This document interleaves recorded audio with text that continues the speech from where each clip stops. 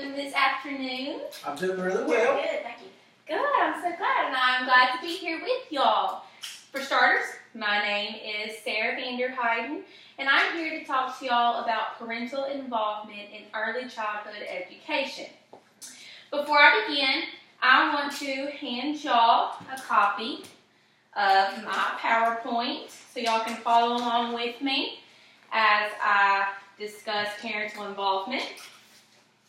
And before we get started, I also want to introduce or let y'all know a little bit about me. As I stated earlier, my name is Sarah Vanderheiden. I am 23 years old. I am attending USM right now, and I'm majoring in Child and Family Studies with an emphasis on child development. I have a little boy who will be 4 years old in December, and I have lived here my entire life. I've grown up here. I know this area very well.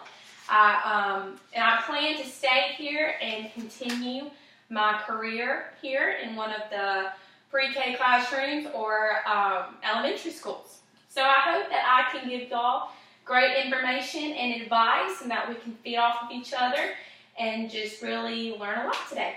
So, before we really get into our lesson, I want to talk about our agenda today, just so I can give y'all an overview of what we're going to be doing. We're going to be talking about parental involvement facts. I'm going to have a fun little icebreaker for us to do. I'm going to be sharing objectives of what I want y'all to take away from this lesson. Share information on parent benefits, the child benefits, and the benefits that M&M can get from this information. And then I'm going to have a learning activity, and then I'm going to have a Q&A at the end for any questions y'all have for me. Okay, the first thing are the parental involvement facts. Did you know that the brain makes the most connections among its cells before a child turns 10? And I thought this was very interesting because it really shows just how important our early childhood educators are. Number two, a child without an early childhood education is 25% more likely to drop out of school, 40% more likely to become a teenage parent, and 70% more likely to be arrested for a violent crime. Now, of course, that's not talking about every child who does not attend early childhood education programs, but it does show you that there is a significant percentage for those kids who do not. So early education teachers do have a great impact on the children that they do see on the daily. Next, parents are your most powerful and valuable allies. And the last one, in 2005, a study proved that 20% of teachers identify their relationship with parents as a cause of significant stress. Now, I wanted to put that one last because I wanted to talk about that one and just really point out that this is very much so true.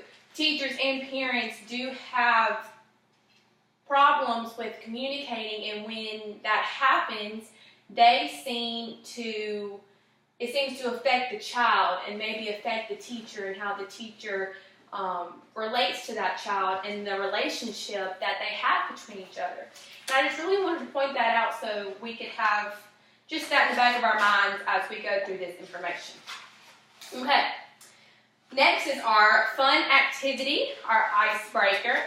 Now I know that we all know each other, but sometimes we don't know really what each other are thinking about situations, and so I really want to see what y'all are thinking and feed off of each other with our icebreakers. So our first activity is a word search. So I have the word search for y'all, and I'm going to hand that to y'all for y'all to complete with each other. Okay.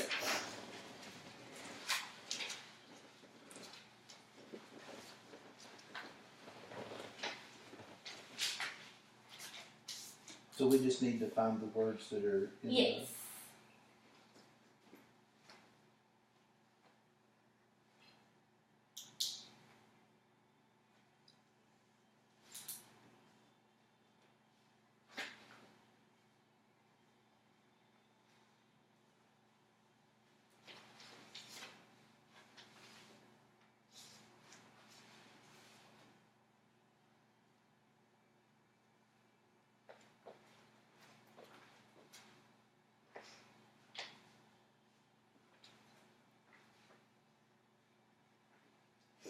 if you would notice that these words do in fact relate to our topic that we're talking about today, parental involvement.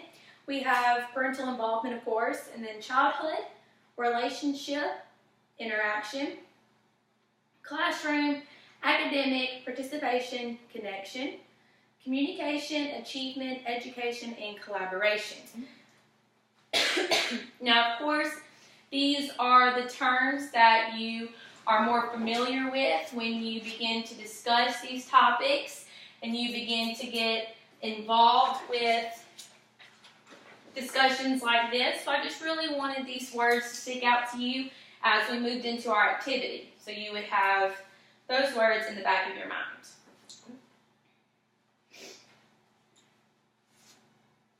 In just a few more minutes, and then we'll move on to our next activity that I have for us.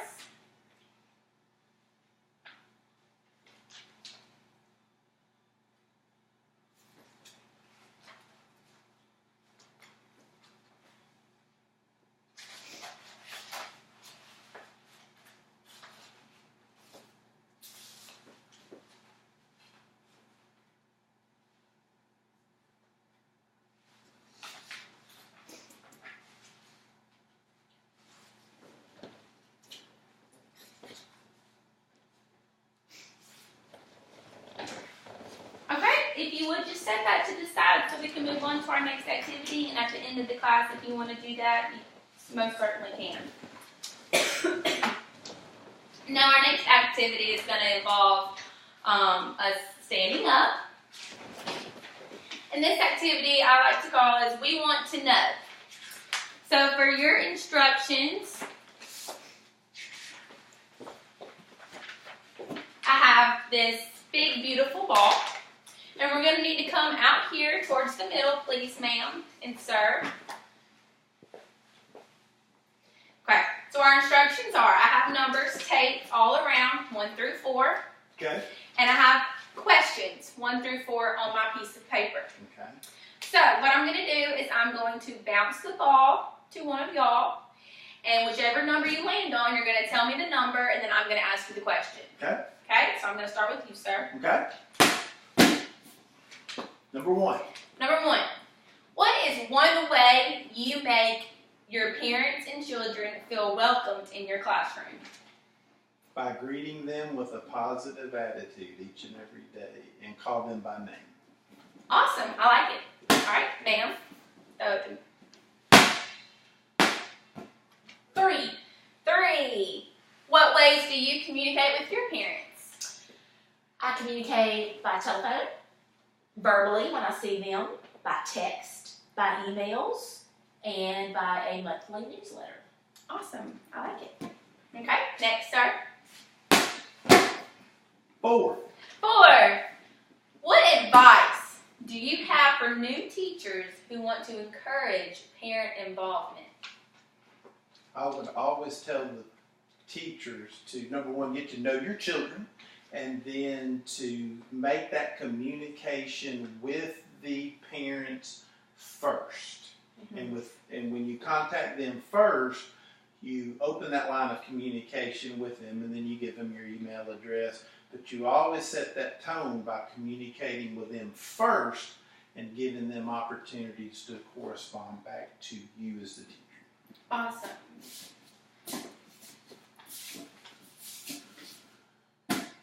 Okay, you ready? All right, here we go. 2. What events do you host that involve parents in your classroom? We have open house at the beginning of the year. We have field trips throughout the year that we encourage parents to go on. We have Easter egg hunt. We have a Mardi Gras parade. We have a Thanksgiving meal. And went to the pumpkin patch, the Mitchell Farms. So Awesome. pretty much with every season, with every month, we have something that we try to get the parents involved with. Cool. Okay, great, awesome. Thank you very much. Oh, touch my computer. Okay. Type in Sanford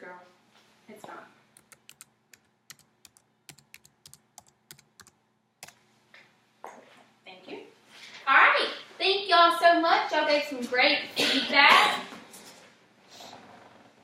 Definitely some stuff that I will have to use when I'm a teacher. Thank y'all very much. Okay, next we're going to talk about our objectives.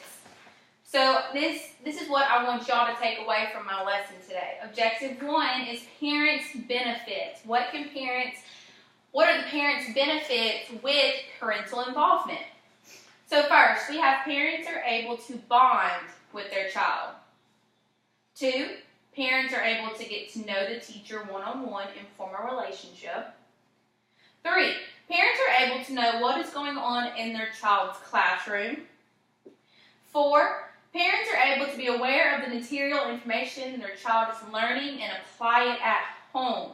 I think as teachers, this is what we're mainly working on. This is what we want. We want the parents to take away what we are doing in the classroom and keep applying it throughout the child's day. We don't want the child just to learn it while they're at school. We want the child to learn it while they're at home too. So this could be sending homework home, sending activities for the parents and children to do together. This is what we really want to focus on. Okay, and the last one is parents become more confident in their parenting decision-making skills. Okay, turn the page to Objective 2, which is the child's benefits of parental involvement. Okay, the first one is the child will be able to make a connection with school and home. This goes back to what I was previously mentioning, how when the parent and the teacher are both working together, the child can make that connection that there's always learning. That learning is at the top of their priority list, and that they always need to be learning, and that what they see at school, they should be seeing at home, and vice versa. That it should always be a priority and a top standard in their life. Number 2, the child will be able to have a more positive outlook on school. Number 3, the child will be able to form a better relationship with the teacher. Now, this I want to mention on because I feel like if the child sees that the parent and the teacher don't get along, then the child's going to feel like that they don't need to get along with the teacher. You really need to make sure that you have that positive connection with the parent, because then that child can make that positive connection, and you and the child can also have a positive connection. Okay? The next one, the child will be able to achieve academically. The next one, have enhanced school performance. The next one, the child will have better behavior. And this too, when the child knows that the teacher and the parent are in communication, the child is going to know their standards. The child is going to know that, hey, if I do this at school, then my teacher's going to tell my mom or my dad, I'm going to get in trouble. They should know that there is communication there, and that will enhance their behavior to be better. Okay, and the last one, the child will have better peer interactions. All right. Objective 3. M&M's benefits. What can M&M and the educators at M&M benefit from this? The first one, the teachers will receive more help. 2, the teachers will be able to have constant communication with the parents. 3, the teacher will be able to form a relationship with the parent. The next one, teachers will receive support from the parents. And the last one, the teachers will receive positive feedback from homework and class events. All right, next is our learning activity. If you don't mind, could you please grab the pencil and paper that is in front of you? I have 3 questions that I'm going to ask you to answer for me. So when you're ready, the first question is, jot down 3 ways that you feel parents should be involved with their children through the daycare. So how should parents be involved with their children through the daycare?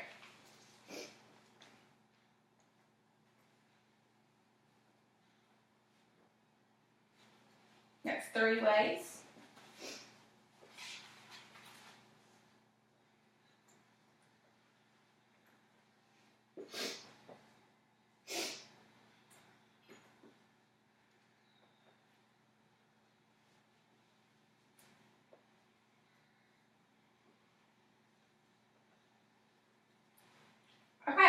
Second question.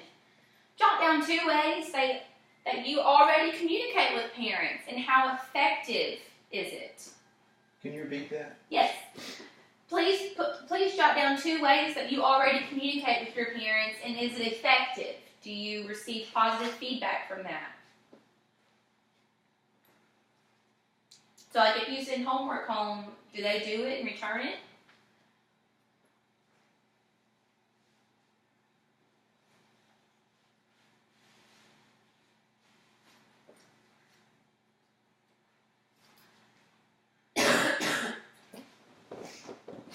Okay. And the third question. Jot down what you feel like parents should be doing at home in order to incorporate what they are learning at school. So what should parents be doing at the home to help the teachers with what they're learning at school?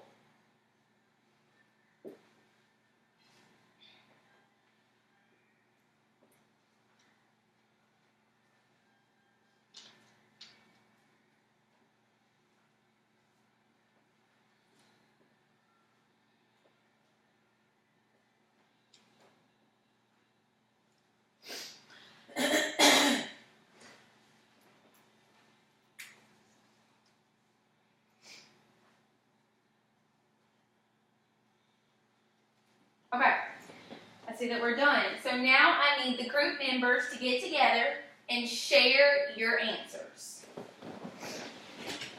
All right, number 1, you do question 1 and I'll do question 2 and 3.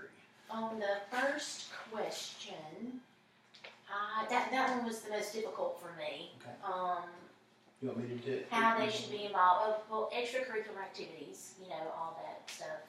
The field trips, the fun stuff that they have. Right. But then all I could think of else was like homework and teacher conferences. Did you think of anything else? The only thing else I added on that was have open lines of communication. I think if you provide the teacher several different types of ways to communicate with you at any point in time, I think that would be effective. And then number 2, jot down 2 ways that I already communicate with parents. I communicate through a newsletter and then through homework. I've used text before when I needed to. Okay. Do you have any other ways? What about being able to see their children? Do they have video cameras there that they have I think we'll ask Sarah about that, but the video cameras, I think, gives them the safety reassurance. Absolutely. The cameras, being able to engage in the work that's being sent home, and then being able to communicate with the teacher. And then what parents should be doing at home to incorporate learning at school. You need to talk to your kids and say, what did you do today? What did you learn? What was going on? Ask questions about their day. I know even asking, what did you have to eat? It's open lines of communication, and then just reinforcing any homework that's brought home, or any songs that they're singing, sing the songs with them, or Yeah. 2, I think it's also important that the homework be meaningful, and that research shows vocabulary is a key indicator to a child's success pre-K kindergarten. So anytime you're book reading, you want to expand on critical thinking ideas, but as they come across those words, you can sometimes stop and ask them, what do those words mean? And parents just in general may not know that. So I think it's critical for us as educators to give them short, easy exercises at home, whether they're eating dinner, whether they're about to go to bed. Nothing long and drawn out, nothing difficult. That's great. That's been more successful with me. Yeah, y'all had some great answers. I really appreciate y'all. Is it cutting off? Is it cutting our video? I really appreciate y'all talking with each other. Here it says, what did we feel was the most important? Yeah, yeah. So y'all need to talk together again, and y'all need to pick out which one do you think which one do y'all feel is the most important that we need to work here, that we need to work on here at M&M. Which one do y'all feel that needs to be practiced and addressed?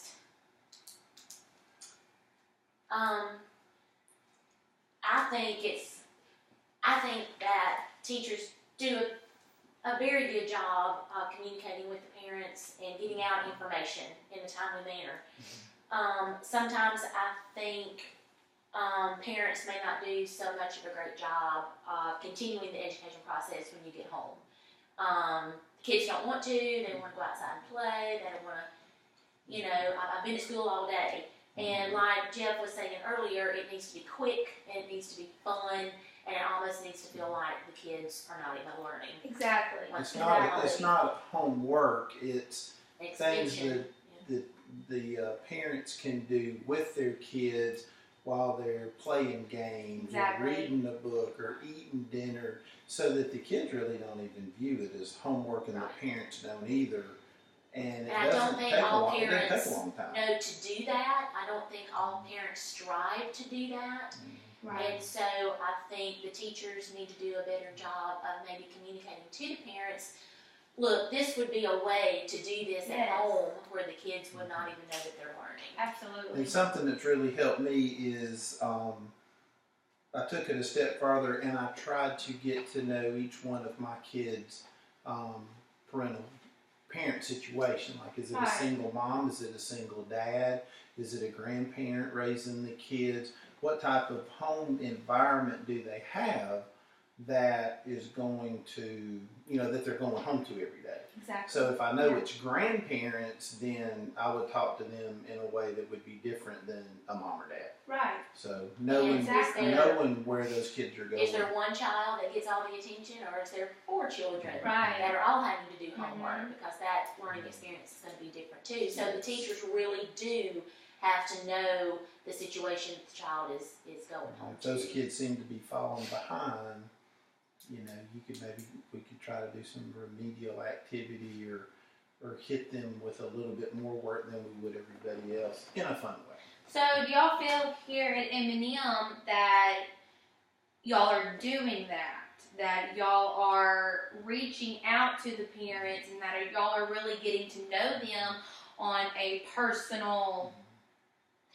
I would say no, that we're not doing a very good job of that. At least the experience that I've had. I mean, sometimes it's personality, like the teacher is not that open and outgoing, and then sometimes it's feeling a wall between the teacher and the parent.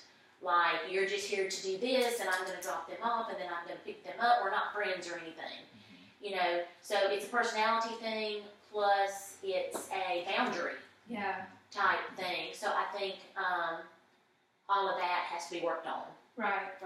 So from what I'm gathering here today, I feel like maybe here at M&M it should be demanded that teachers have parent-teacher conferences.